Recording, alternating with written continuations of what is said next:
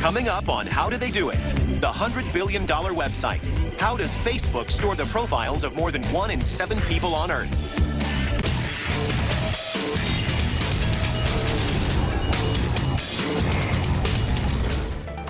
Facebook is nothing short of a phenomenon.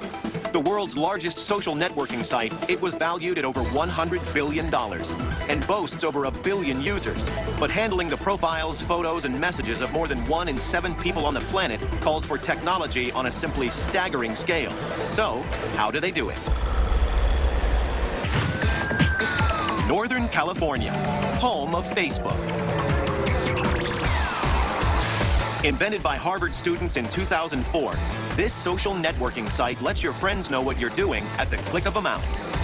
8 years after this company's birth, it floated on the stock market with a value of an incredible $104 billion.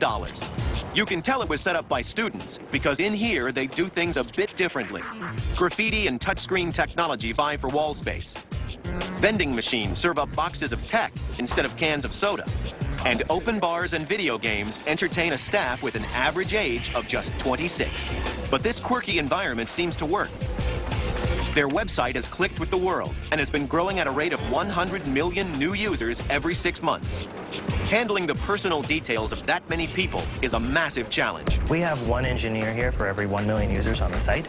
We operate at just an unprecedented scale. There's no user guide for how this works, because no website has ever handled this many visitors before. When you've got more users than there are cars in the world, one of the biggest problems is storage. The storage in your laptop could fit in your hand. Here, they need something bigger.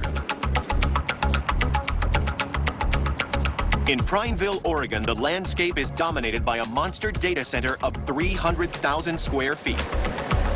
It's like having a memory chip the size of 3 football fields, and it cost hundreds of millions of dollars to build.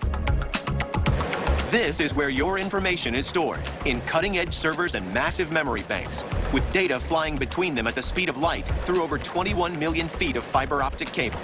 Ken Patchett is the general manager.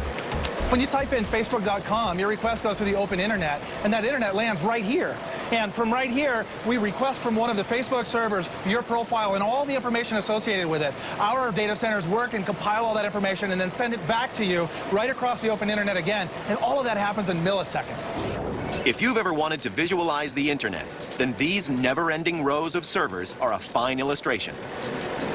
Some people consider the internet a cloud, as if it's floating around in the sky, but it's not. It's a real physical thing. The internet is a physical building just like this, interconnected through miles and miles of fiber and cable all throughout the world, and all of these buildings can talk to each other and share data back and forth.